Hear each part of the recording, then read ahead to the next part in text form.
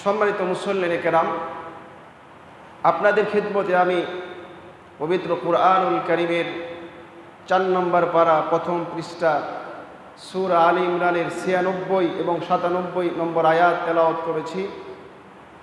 আল্লাহ পাক রব্বুল আলামিন যদি তৌফিক দান করেন তাহলে এই আয়াত দুটির উপরে ভিত্তি করে বাইতুল্লাহর ইতিহাস সংক্রান্ত আলোচনা করব ইনশাআল্লাহু তাআলা। ওয়া মা তাওফীকি ইল্লা বিল্লাহ আলাইহি তাওয়াক্কালতু ওয়া ইলাইহি উনীব। সম্মানিত মুসল্লিনে কেরাম, আল্লাহ পাক রব্বুল আলামিন সূরা আলে ইমরানের 96 নম্বর আয়াতে বলেন, ইন্না আউওয়ালা বাইতিন যুদিআ লিন-নাস লাল্লাযী বিবাক্কাতা মুবারাকান ওয়া হুদাল লিল-আলামিন।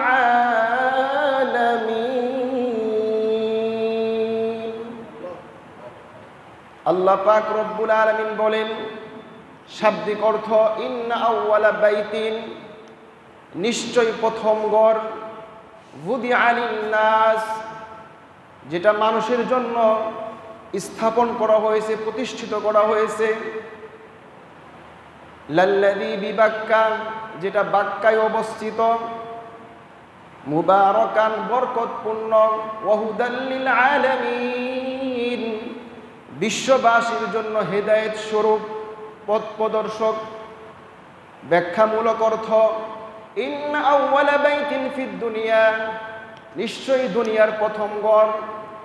এখানে দুনিয়া শব্দ বাড়ানো হলো যুদিআ লিন-নাসি লিল-ইবাদা, যেই দুনিয়ার প্রথম ঘরটা মানুষের ইবাদতের জন্য বানানো হয়েছে, ইবাদত শব্দ বাড়ানো হলো। তাহলে ব্যাখ্যা স্বরূপ অর্থ হলো, নিশ্চয়ই দুনিয়ার প্রথম ঘর যেটা মানুষের ইবাদতের জন্য বানানো হয়েছে, সেটা কোথায় অবস্থিত? লাল্লাযী বিবাক্কা, মক্কা না কিন্তু বাক্কা, যেটা বাক্কায় অবস্থিত। আল্লাহর ঘর বাইতুল্লাহ কোথায় অবস্থিত? আমরা সকলে জানি কোথায়, মক্কায়, তাই না? তো আল্লাহ তাআলা আয়াতে বলতেছেন বাক্কায়। বাক্কা বলার কারণ কি? বাক্কা বলার প্রায় 15টির বেশি কারণ রয়েছে। এর মধ্যে হতে উল্লেখযোগ্য একটা কারণ হচ্ছে, বাক্কা ইয়াবুক্কু শব্দের অর্থ হচ্ছে প্রতিহত করা, প্রতিরোধ করা, ধ্বংস করা।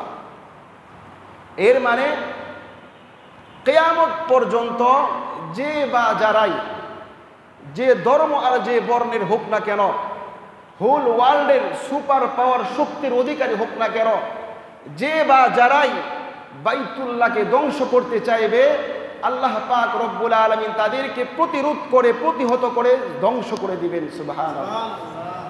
এজন্য আল্লাহ পাক রব্বুল আলামিন বলেন, ইন্না আউওয়ালা বাইতিন যুদিআ লিন-নাসি লাল্লাযী বিবাক্কা, দুনিয়ার প্রথম ঘর যেটা মানুষের ইবাদতের জন্য বানানো হয়েছে, সেটা বাক্কায় অবস্থিত।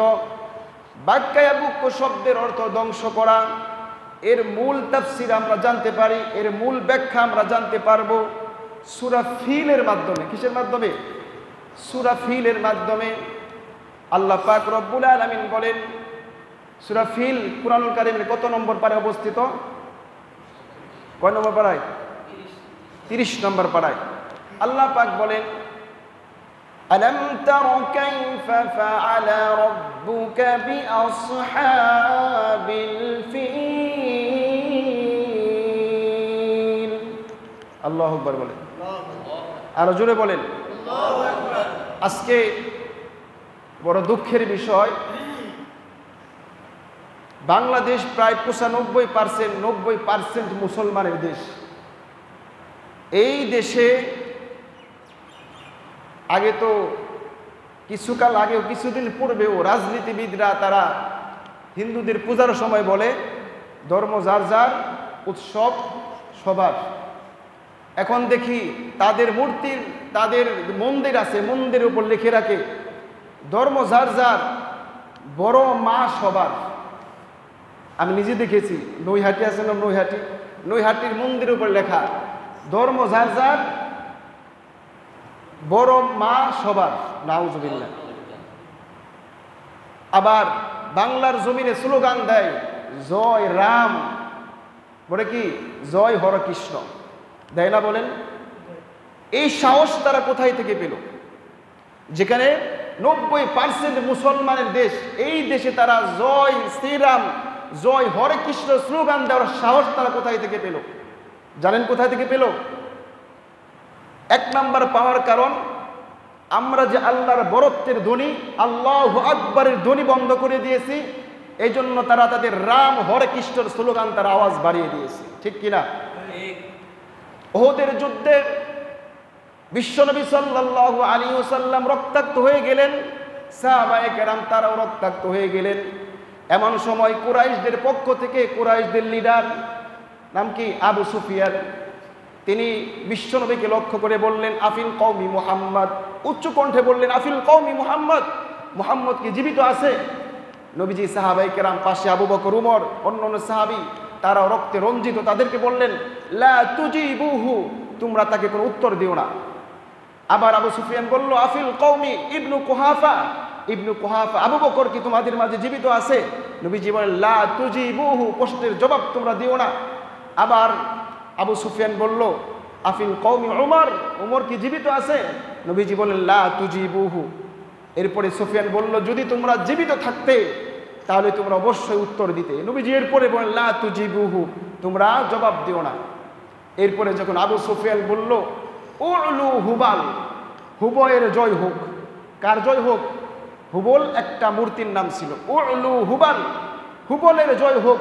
ঠিক এমন সময় বিশ্বনবী সাল্লাল্লাহু আলাইহি সাল্লাম সাহাবায়ে কেরামকে বললেন আজিবুহু, এখন আর বসে থাকার সময় নাই, এখন তোমরা জবাব দাও। হযরত উমর রাদিয়াল্লাহু তাআলা আনহু দাঁড়িয়ে জবাব দিলেন আল্লাহু আ'লা ওয়া আজাল্লা, সুবহানাল্লাহ, আল্লাহ সবচেয়ে বড়। দেখেন বিশ্বনবী ইন্তেকাল কওমের ভিতরে আছে কিনা জিজ্ঞেস করলেন, উমর আবু বকর আছে কিনা জিজ্ঞেস করলেন, নবীজি বললেন লা তুজিবু, প্রশ্নের জবাব দিও না। কারণ এখন হয়তো মুহাম্মদ জীবিত, এখন আবু বকর উমর জীবিত, কিছুদিন পরে আজকে না হয় কালকে তো মৃত্যু হবেই, উত্তর দেওয়ার কোনো দরকার নাই। তবে যখনই বলেছে উলু হুবাল, হুবলের জয় হোক, মূর্তির জয় হোক, তখনই আর বিশ্বনবী বসে থাকতে পারে নাই। কারণ আল্লাহ তেমন সত্তা, আল হাইয়ুল কাইয়ুম, চিরঞ্জীব, যিনি কি চিরন্তন চিরঞ্জীব। আর বিশ্বনবী বসে থাকতে পারলেন না, বললেন স্লোগান দাও। কি স্লোগান? আল্লাহু আজাল, আল্লাহু আ'লা ওয়া আজাল, স্লোগান দিলেন। আজকে আমরা মুসলমান আল্লাহ শব্দের ধ্বনি আমরা বলতে চাই না, লজ্জা পাই। আল্লাহু আকবার বলেন, আল্লাহু আকবার, আরো জোরে বলেন, মন খুলে বলেন আল্লাহু আকবার। এই আল্লাহু আকবারের আওয়াজ যত দূর যায় তত দূর শয়তান থাকতে পারে না, সুবহানাল্লাহ। এই আল্লাহু আকবারের ধ্বনি কাফের মুশরিক বেঈমানদের অন্তরে বোমার চাইতেও বেশি কাজ করে।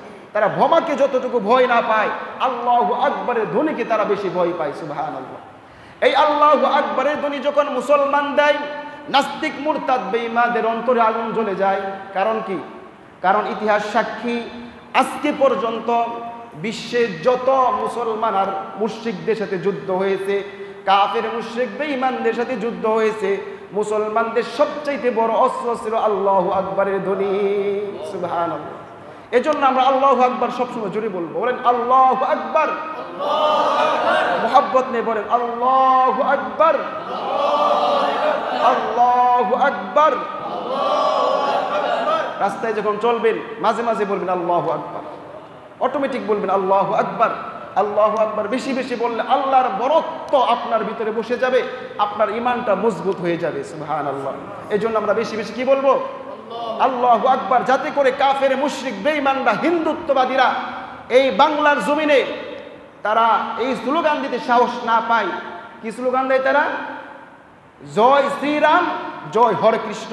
আমাদের তাকবীরের ধ্বনি যখন বেড়ে যাবে, উচ্চ হয়ে যাবে, তারা এই বাংলার জমিনে কখনোই সাহস পাবে না জয় শ্রীরাম আর জয় হরে কৃষ্ণ বলতে, ঠিক কিনা? এই জন্য আমরা আল্লাহু আকবার ধ্বনি বেশি বেশি দিব। আল্লাহ তাআলা আমাদের সকলের জবানকে আল্লাহর জন্য কবুল করেন, সকলে বলে আমিন। বলতেছিলাম আল্লাহ তাআলা বললেন সূরা ফিলের তাফসিরে, আল্লাহ তাআলা বলেন আলাম তারা কাইফা ফাআলা রাব্বুকা বিআসহাবিল ফিল, ও দোস্ত আপনি কি দেখেন নাই? আলাম তারা কাইফা, কেমন, কিভাবে? ফাআলা আচরণ করেছে, রব্বুকা আপনার প্রতিপালক, বি আসহাবিল ফিল, আসহাব মানে ওয়ালা, ফিল মানে হাতি, হাতিওয়ালাদের সঙ্গে আপনার প্রতিপালক কেমন আচরণ করেছে ও নবী আপনি কি দেখেন নাই? এই সূরা ফিল নাজিল হয় বিশ্বনবী সাল্লাল্লাহু আলাইহি ওয়াসাল্লাম, এই ঘটনা ঘটে ফিল, আসহাবে ফিল, হস্তি বাহিনীর সাথে যে ঘটনা ঘটে এটা ছিল নবীজির জন্মের 1 মাস, কোনো বর্ণনায় 49, কোনো বর্ণনায় 2 মাস আগে। অর্থাৎ যেই ঘটনা নবীজির জন্মের আগে ঘটলো ওই ঘটনা সম্পর্কে আল্লাহ জিজ্ঞেস করছেন, ও নবী আপনি কি দেখেন নাই? নবীজি কি দেখেছে বলেন? কারণ নবীজির জন্মের আগের ঘটনা নবীজি কিভাবে দেখবে? আল্লাহ জিজ্ঞেস করছে, ও নবী আপনি কি দেখেন নাই? এই দেখেন নাই মানে সচক্ষে দেখা এমন নয়। এই দেখা মানে উদাহরণস্বরূপ বুঝেন যে এলাকার অনেক দারিদ্র মানুষ চেয়ারম্যান মেম্বারের কাছে সরকারি অনুদানের জন্য দরখাস্ত লেখে, দরখাস্ত দিয়ে বলে, মেম্বার সাহেব, চেয়ারম্যান সাহেব আপনি আমার বিষয়টা দেখবেন, আপনি আমার দরখাস্ত দেখবেন, আমাকে দেখবেন। আমাকে দেখবেন মানে তাকে চেয়ে দেখবেন এমন নাকি, বরং তার বিষয়টা মাথায় এনে জেহেনে এনে চিন্তা করবেন। আরেকটি বিষয় হচ্ছে কিছু কিছু দুর্ঘটনা এমন, কিছু কিছু বিষয় এমন যেগুলো না দেখলেও মানুষের কাছে শুনতে শুনতে বিষয়টা দেখার মতো হয়ে যায়। এর বাস্তব প্রমাণ আমাদের এই দেশ বাংলাদেশ স্বাধীন হয়েছে কত সালে? 1971 সালের 16 ডিসেম্বর আমরা স্বাধীনতা পেয়েছি, স্বাধীন একটা রাষ্ট্র পেয়েছি এই বাংলাদেশকে। আচ্ছা, আজ থেকে প্রায় 53-54 বছর আগের ঘটনা। এখানে হয়তো হাতে কোনো কয়েকজন তারা ওই সময় জীবিত ছিলেন, ওই সময় যারা জন্মগ্রহণ করেছে। আমরা ওই সময় আর জন্মগ্রহণ করি নাই, কিন্তু আমরা যদিও জন্মগ্রহণ করি নাই কিন্তু এই স্বাধীনতা কিভাবে স্বাধীন হয়েছে, দীর্ঘ 9 মাস যুদ্ধ করার পরে বাংলাদেশ স্বাধীন হয়েছে। ওই পাকিস্তানি হানাদার বাহিনী মা বোনদের ইজ্জত লুণ্ঠন করেছে, আমাদের ভাইদেরকে পাখির মতো গুলি করে হত্যা করেছে। যদিও আমরা দেখি নাই, আমরা তখন ছিলাম না, কিন্তু এই ইতিহাস থেকে পড়তে পড়তে মানুষের মুখে শুনতে শুনতে বিষয়টা এমন হয়ে গিয়েছে, যদিও ছিলাম না কিন্তু মনে হয় আমরা চোখেই দেখতেছি, ঠিক কিনা? ঠিক এজন্য আল্লাহ তাআলা বললেন, আলাম তারা কাইফা ফাআলা রাব্বুকা বিআসহাবিল ফিল, ও নবী আপনি কি দেখেন নাই হস্তি বাহিনীর সাথে আপনার রব কেমন আচরণ করেছে? কারণ নবীজির মাত্র 1 মাস অথবা 49 দিন আগের যে ঘটনা ঘটেছে, নবীজি জন্মের পরে সবার মুখে মুখে এই ঘটনা আলোচিত ছিল। এজন্য নবীজি যদিও দেখেন নাই কিন্তু দেখার মতোই হয়েছিল। এবার এর মূল তাফসিরে আমরা যাই। মূল তাফসির কোথা থেকে ঢুকেছি আমরা? ইন আউয়ালা বাইতিন বুদিআ লিন-নাস লাল্লাযী বিবাক্কা, ওই বাক্কা শব্দের ব্যাখ্যায় আমরা সূরা ফিলের মধ্যে আসলাম। এর ব্যাখ্যায় বিস্তারিত বলা যাবে না, এর ব্যাখ্যায় আমরা জানতে পারি তাফসির ইবনে কাসিরের মাধ্যমে তৎকালীন ইয়ামানের হুমায়ের গোত্রের সর্বশেষ বাদশার নাম ছিল জুনওয়াস। কি? জুনওয়াস। আবার কেউ কেউ বলে তার নাম ছিল ইউসুফ জুনওয়াস। এই ইউসুফ জুনওয়াস ছিল মুশরিক, মূর্তি পূজারী। আর তখনকার জামানায় যারা মুসলিম ছিল, মুসলমান ছিল, তারা ছিল সত্যিকার হজরতে ঈসা আলাইহিস সালাতু ওয়াস সালামের ধর্মের অনুসারী। এই মুসলমানদের সংখ্যা ছিল 20,000। কতগুলো? 20,000, হাতে গোনা মাত্র 20,000। তারা মানুষদেরকে কালিমার দাওয়াত দিত, তারা মানুষদেরকে আল্লাহর একাত্মবাদের দাওয়াত দিত, তারা মানুষদেরকে সুদ ঘুষ থেকে বেঁচে থাকার জন্য বলতো, তারা আল্লাহর জমিন আল্লাহর দিন কায়েমের জন্য তারা ঘোষণা দিত। যার কারণে ইউসুফ জুনওয়াস এই 20,000 মুসলমানদেরকে ডাকলেন, ডেকে বললেন, তোমরা কি ঈমান ছাড়বা নাকি তোমাদেরকে আমি হত্যা করব? ঈমান যদি না ছাড়ো তোমাদেরকে হত্যা করব। এবার 20,000 মুসলমান একসাথে বলে উঠলো, বাদশা নামদার, আমাদের জীবন গেলে জীবন পাবো, ঈমান গেলে ঈমান পাবো না। সুবহানাল্লাহ। আচ্ছা, আমাদের জীবন গেলে আমরা জীবন পাবো বলেন? জীবন গেলে জীবন পাবো? হ্যাঁ পাবো, কে বলছে পাবো না? এই জীবন, দুনিয়ার জীবন কি জীবন? দুনিয়ার জীবন তো দেখতে দেখতে চলে যাবে। একটা মানুষ সুখে আনন্দে 5 তলায় গাছতলায় জীবন চলেই যাবে, ঠিক কিনা? কিন্তু এই জীবনের পরে যেই জীবন আসতেছে সেই জীবনটাই তো চিরস্থায়ী জীবন, যার শুরু আছে শেষটাই অনন্তকাল। তারা বললেন, ঈমান হারাইলে ঈমান পাবো না, জীবন চলে গেলে জীবন পাবো। এই জন্য তারা ঈমান ছাড়তে রাজি না। এবার জুনওয়াস বিশাল এক গর্ত খনন করলো, গর্তের ভিতরে এই 20,000 মুসলমানকে আগুনে জ্বালিয়ে শহীদ করে দিল, নাউজুবিল্লাহ। এই 20,000 মুসলমানের মাঝে শুধুমাত্র একজন, যার নাম ছিল দাউস জু সালাবান, তিনি প্রাণে বেঁচে গেলেন। এই দাউস জু সালাবান তিনি সিরিয়ার রোমের বাদশাহ কাইসারের কাছে যে সাহায্যের জন্য আবেদন জানাইলেন। আর ওই কাইসার ছিল খ্রিস্ট ধর্মের অনুসারী, ঈসা আলাইহিস সালাতু ওয়াস সালামের সত্য ধর্মের অনুসারী। এই জন্য কাইসার তিনি সাথে সাথে আবার চিঠি লিখলেন তৎকালীন আবিসিরিয়া, বর্তমান ইউথোপিয়ার বাদশা নাজ্জাশীর কাছে চিঠি লিখে বললেন, আপনি তাড়াতাড়ি দাউজু সালাবানকে সাহায্য করেন। এই চিঠি পাওয়া মাত্র নাজ্জাশী বাদশা আমির ইবনে ইরবাদ, আব্রাহা ইবনে সাহাব, এই দুই ব্যক্তিকে সৈন্য পরিচালনার জন্য বিশাল সৈন্যবাহিনী দিয়ে দাউজু সালাবানের সাথে পাঠিয়ে দিলেন। কার বিরুদ্ধে? ইউসুফ জু নওয়াজের বিরুদ্ধে, যার অবস্থান ইয়ামানে। এই সংবাদ যখন ইউসুফ জু নওয়াজ শুনতে পেল যে আমার বিরুদ্ধে নাজ্জাশী বাদশা সৈন্য পাঠিয়েছে, তিনি ভয়ে ইয়ামান ছেড়ে সমুদ্রের পথে রওনা দিল।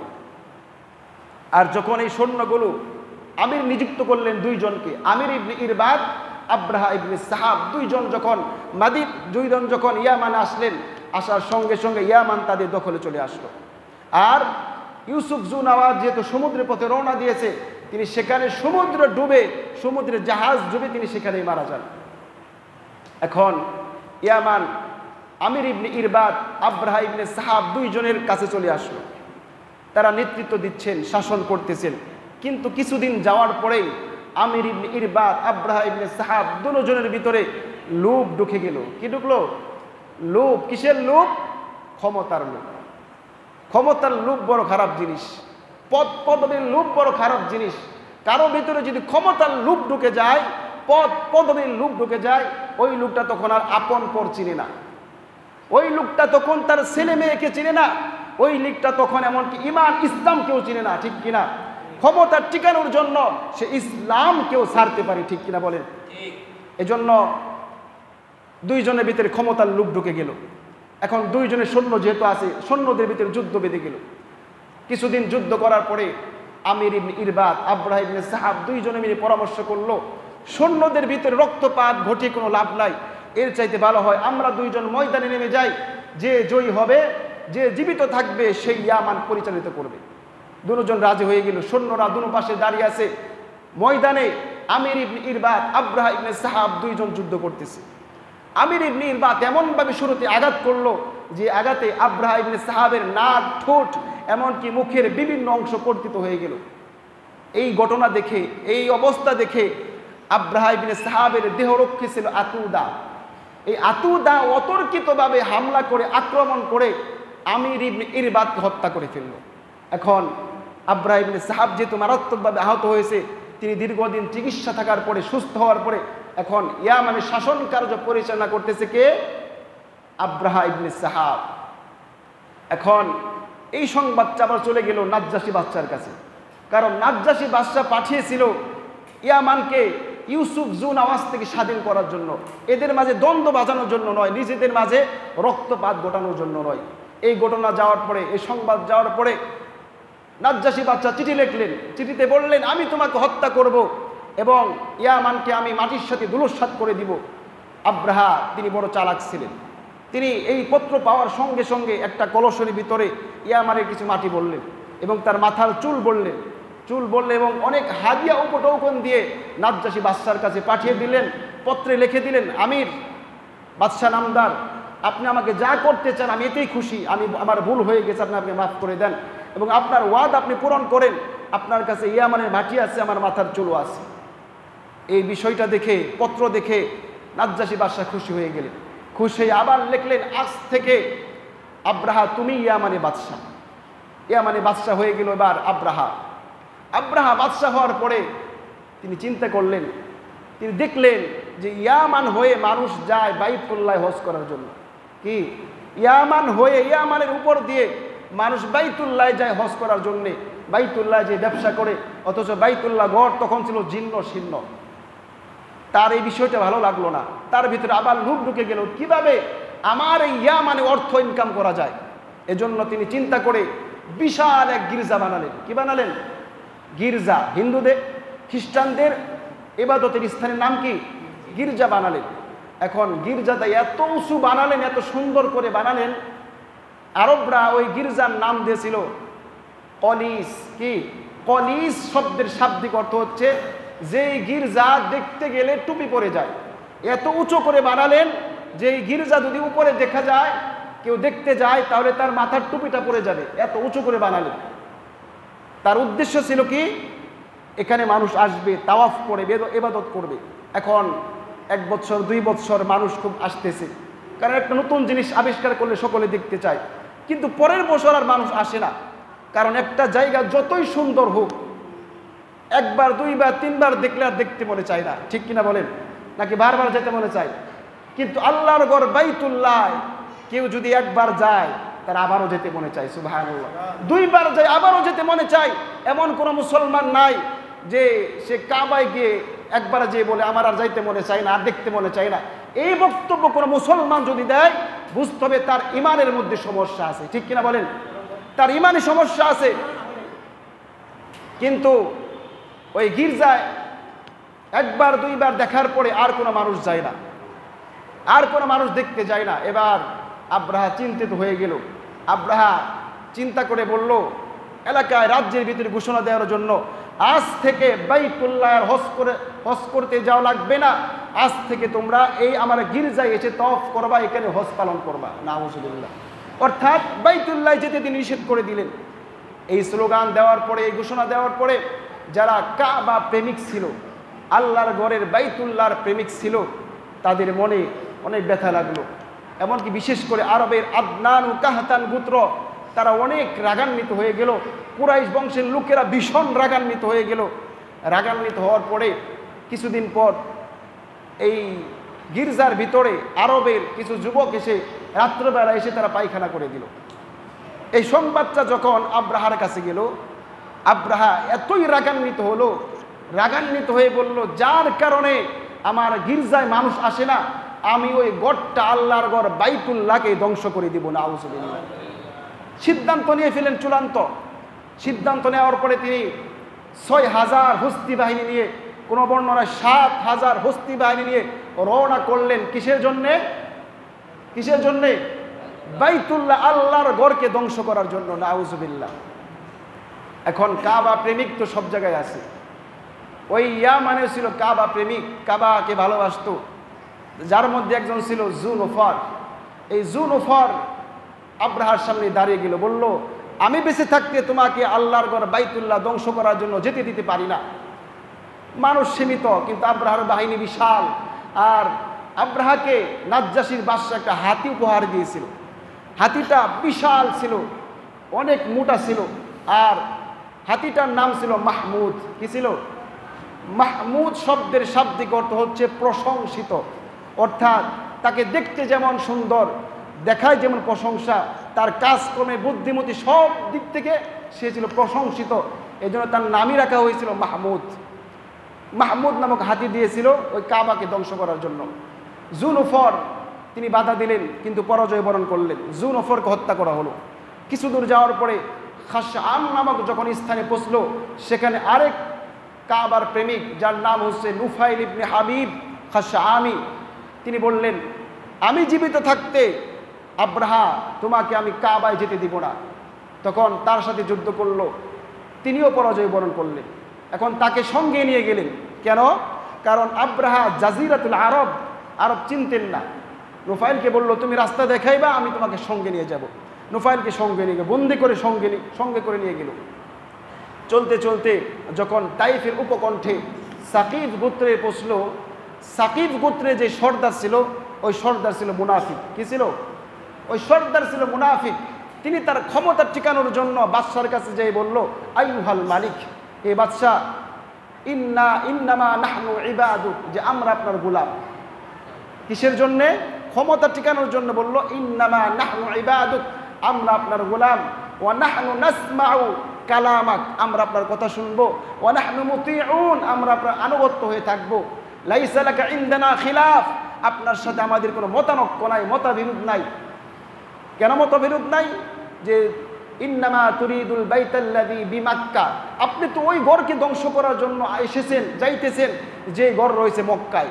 আপনি তো তাইফে কোনো ক্ষতি করবেন না, এই জন্য আপনি মক্কায় যান, কোনো সমস্যা নাই, আপনার সাথে আমাদের কোনো মতবিরোধ নাই। তবে একটা আবেদন, সেটা হচ্ছে ওই কাবায় লাত নামক একটা মূর্তি আছে, ওই মূর্তিটা যেই ঘরে আছে, যেই রুমে আছে, ওই রুমটা তো আপনি ধ্বংস করবেন না। আব্রাহা রাজি হয়ে গেল। কেন রাজি হইল? কারণ তার সাথে আক্রমণ করতেছে না। ইনি তেল দিলেন। কেন তেল দিলেন? যাতে করে তার ক্ষমতা ঠিক থাকে। এই জন্য আগেই বলেছি, যার ভিতরে ক্ষমতার লোভ ঢুকে যাবে ওই ব্যক্তি ইসলাম ছাড়তেও দ্বিধাবোধ করবে না। তার ক্ষমতা টিকিয়ে রাখার জন্য দাদা বাবুদেরকে যে কোনো মূল্যে হোক খুশি রাখবে, ঠিক কিনা? যে কোনো মূল্যে হোক, হয়তো ইসলামকে সে ছেড়ে দিয়ে তারপরে সে খুশি রাখবে। এজন্য যারা ইসলামকে, যারা পদকে, পদবীকে, চেয়ারকে ঠিক রাখার জন্য তার নেতাকে, পার্শ্ববর্তী নেতাকে খুশি করে ইসলামকে বিতর্কিত করে, বুঝতে হবে এরা মুসলমান না, এরা হচ্ছে মুনাফিক, ঠিক কিনা? এবার আব্রাহা চলল কোথায়? বাইতুল্লাহ ধ্বংস করার জন্য। মক্কার উপকণ্ঠ নাম হচ্ছে মুগামাস। এই মুগামাস নামক এলাকায় যখন পৌঁছল, তখন আব্রাহা সেখানে তাঁবু গাড়লেন। তাঁবু গাড়ার পরে তার সৈন্যর আশেপাশের অনেক উট, অনেক জন্তু তারা আটকে ফেললো, আটক করে ফেললো। এবং আব্রাহা তার বিশেষ একজন দূত ছিল, যার নাম ছিল হানাতা হিমাইরি। এই হানাতা হিমাইরিকে মক্কায় পাঠালেন, বললেন যাও মক্কায় যে মক্কার সবচেয়ে বড় নেতাকে আমার কাছে নিয়ে আসবে। এখন হানাতা হিমাইরি মক্কায় চলে গেলেন। মক্কায় চলে যাওয়ার পরে তিনি মানুষের সাথে কথা বলে বুঝতে পারলেন মক্কার লিডার হচ্ছে নবীজির দাদা, নাম কি? Abdul Muttalib. মক্কার লিডার, কুরাইশদের নেতা আব্দুল মুত্তালিব, নবীজির দাদা, তিনি হচ্ছেন মক্কার লিডার। তাকে ডেকে আনলেন। আর নবীজির দাদা আব্দুল মুত্তালিবের চেহারা এতই সুন্দর ছিল, আল্লাহু আকবার, এতই সুন্দর ছিল, এতই সুঠাম দেহের অধিকারী ছিল। এই যে আব্রাহা জালেম বাদশাহ, যখনই দূর থেকে আব্দুল মুত্তালিবকে দেখলো, দেখার সঙ্গে সঙ্গে এই আব্রাহা জালেম বাদশাহ সিংহাসন থেকে দাঁড়িয়ে গেল। সুবহানাল্লাহ। সিংহাসন থেকে দাঁড়িয়ে আব্দুল মুত্তালিবকে সিংহাসনে বসে দিল। আর মনে মনে বলতে লাগলো, কুরাইশ মক্কার মানুষরা একজন যোগ্য ব্যক্তিকে নেতা বানিয়েছে। সুবহানাল্লাহ। কারণ আব্দুল মুত্তালিবের এমন আকৃতি ছিল, একজন মানুষ দেখা মাত্রই তার অজান্তেই ওই ব্যক্তির প্রতি শ্রদ্ধা, সম্মান তার মনের ভিতরে জাগ্রত হয়ে যাইত। সুবহানাল্লাহ। হবেই না বা কেন? কারণ এই বংশে তো আমার নবী আসবে। সুবহানাল্লাহ। এবার যখন আব্দুল মুত্তালিব আসলো, সিংহাসনে বসিয়ে দিলেন। যেহেতু আব্রাহা আরবি ভাষা বুঝতো না, এজন্য তিনি দুভাষী নিযুক্ত করলেন। নিযুক্ত করার পরে আব্রাহা দুভাষীর মাধ্যমে বললেন যে আমরা তো কাবায় যাইতেছি, মক্কায় যাইতেছি তোমাদের সাথে যুদ্ধ করার জন্য না, বরং আমরা যাইতেছি বাইতুল্লাহ ধ্বংস করার জন্য। এই ব্যাপারে আপনার কোনো মন্তব্য আছে কিনা? এবার আব্দুল মুত্তালিব নবীজির দাদা বলেন, আল্লাহি মা নুরিদু হারবাক, আল্লাহর কসম আপনাদের সাথে যুদ্ধ করার আমার কোনো ইচ্ছা নাই। আব্রাহাকে বলতেছে, তিনি অনেক বুদ্ধিমান ছিলেন। আল্লাহি মা নুরিদু হারবাক, যে আপনার সাথে যুদ্ধ করার আমার কোনো ইচ্ছা নাই, যে এমনকি আপনার সাথে যুদ্ধ করার সামর্থ্য আমার নাই। আর এই যে ঘর, হাযা বাইতুল্লাহ আল হারাম ওয়া বানা ইব্রাহিম ওয়া ইসমাঈল আলাইহিমুস সালাতু ওয়াস সালাম ওয়া বাইত খলিল ইব্রাহিম আলাইহিস সালাতু ওয়াস সালাম, যে এই যে ঘর দ্বারা ধ্বংস করবা, এটা তো আমার ঘর না, এটা তো আল্লাহর ঘর, যেটা পবিত্র, হারাম, পবিত্র ঘর। যে ঘরটাকে ইব্রাহিম ইসমাঈল আলাইহিমুস সালাম বানিয়েছেন, এই ঘরটা হচ্ছে ইব্রাহিম আলাইহিস সালাতু ওয়াস সালামের। এই কথা বলার পরে বলল, আচ্ছা তোমার মন্তব্যটা কি, তাহলে তুমি কি চাও? এবার আব্দুল মুত্তালিব বলল যে আমি চাই, আমি এই জন্য এসেছি, এই কথা বলার জন্য আমি এসেছি যে আপনার বাহিনী সৈন্যরা আমার 200 উট সহ অনেকের উট তারা আটকিয়েছে, আমার 200 উট আমাকে দিয়ে দাও, তাহলে আমার কোনো চাওয়া পাওয়া নাই।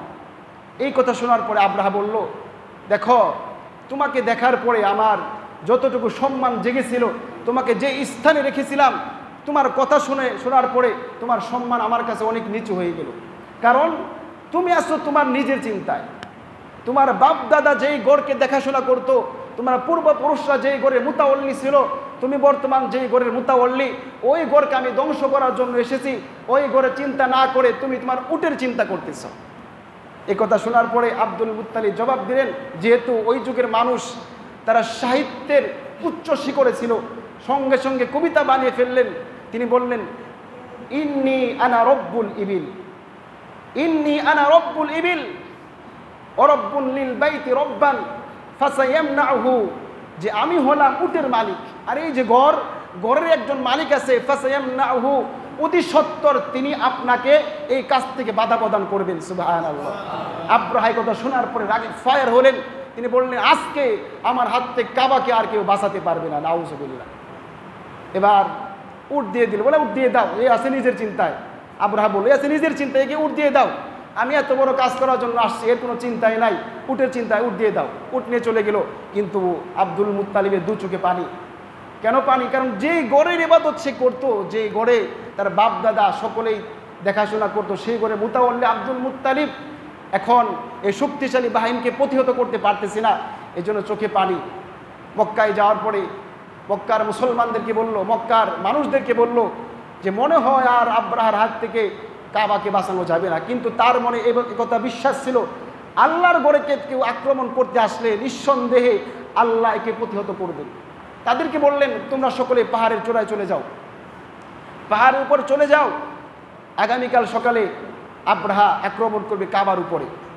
সকলে পাহাড়ের চূড়ায় চলে গেল। রাত্রবেলা আব্রাহা আব্দুল মুত্তালিব আরও কুরাইশের বিশিষ্ট মানুষদেরকে নিয়ে রাত্রবেলা কাবায় প্রবেশ করলেন। আল্লাহর ঘর বাইতুল্লাহ প্রবেশ করার পরে বাইতুল্লাহর দরজার আংটা ধরে, যারা হজে গিয়েছেন দেখেছেন, বাইতুল্লাহর দরজার আংটা ধরে কান্নাকাটি করতে লাগলেন আর আল্লাহকে বলতে লাগলেন, আল্লাহ এই ঘরের মালিক আপনি, দুনিয়ার জমিনে প্রত্যেকে নিজের ঘরের হেফাজত নিজে করে, আজকে আল্লাহ এই ঘরের হেফাজত আপনি নিজেই করিয়েন, আর এই ঘরের আপনার অস্ত্রের উপরে কার অস্ত্র যেন বিজয় লাভ না করে। বিভিন্ন জায়গায় হাতিমে কাবায় যে দোয়া করলেন, অনেক অস্ত্র জড়ালেন। সকালবেলা যখন সকাল হলো, আব্রাহা তার বাহিনীকে বলল, প্রস্তুত হও। কিসের জন্য? আল্লাহর ঘর বাইতুল্লাহকে ধ্বংস করার জন্য। নাউজুবিল্লাহ। সকলে সৈন্যরা প্রস্তুতি হইতেছে। এমন সময় ওই যে নুফাইল ইবনে হাবিব যাকে ধরে নিয়ে আসছে, এই লোকটা দৌড়িয়ে বড় হাতি, নাম কি? বড় হাতির নাম কি? মাহমুদের কান ধরে বলল, ইরজি রশিদান মিন হাইতু জিতা, যে তুমি এখানে বসে পড়ো, যেখান থেকে এসেছো সোজা সেখানে চলে যাইবা, কারণ তোমাকে সামনে নেওয়া হবে। কেন তুমি জানো? আল্লাহর ঘর বাইতুল্লাহকে ধ্বংস করার জন্য তোমাকে সামনে নেওয়া হবে। সুতরাং সামনে এক পা বাড়াবে না, যেখান থেকে এসেছো সেখানে চলে যাও। একথা শোনার পরে হাতি সেখানেই বসে পড়ল। সুবহানাল্লাহ। সেখানেই বসে পড়ল। আব্রাহা অনেক চেষ্টা করলো সামনে বাড়ানোর জন্য, কিন্তু না, হাতি এক পাও সামনে যায় না, এক চুলো সামনে যায় না। পরীক্ষা করার জন্য বললো, পিছনের দিকে যাই, পিছনের দিকে যাও। হাতি পিছনের দিকে দৌড় দেয়, ডানে যায় বামে যায়, কিন্তু সামনে আর যায় না। শেষ পর্যন্ত হাতিকে সামনে নিতেই পারলো না। এবার সৈন্যরা প্রস্তুত হয়ে গেল। কিছুক্ষণের মধ্যে দেখে সমুদ্রের দিক থেকে কালো মেঘের মতো কালো হয়ে যাকে যাকে পাখি আসতেছে। কি আসতেছে? যাকে যাকে পাখি আসতেছে। পাখির নাম কি বলেন দেখি? পাখির নাম কি?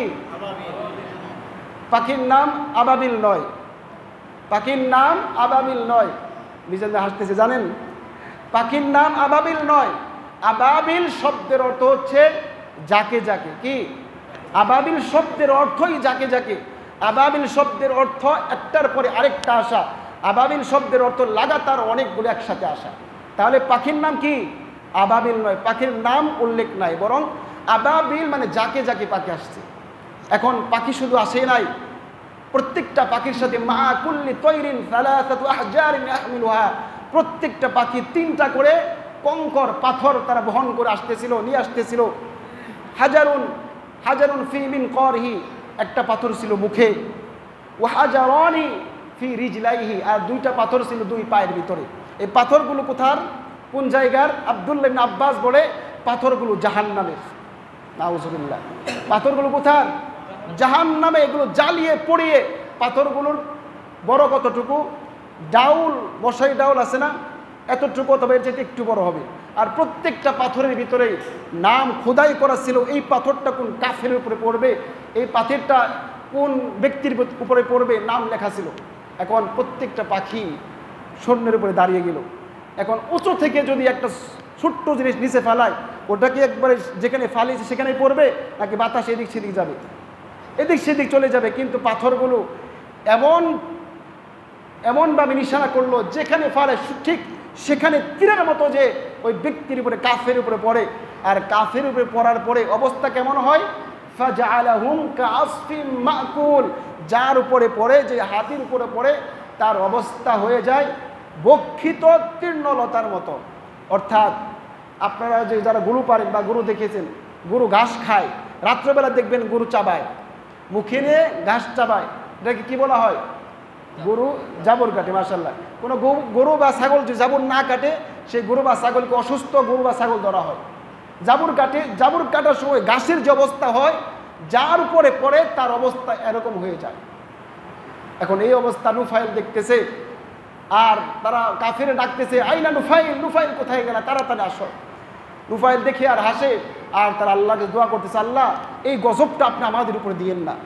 কিছু লোক সেখান থেকে সৈন্যরা পালিয়ে গেল। যারাই পালিয়ে গেল তাদের অবস্থা কেমন হলো?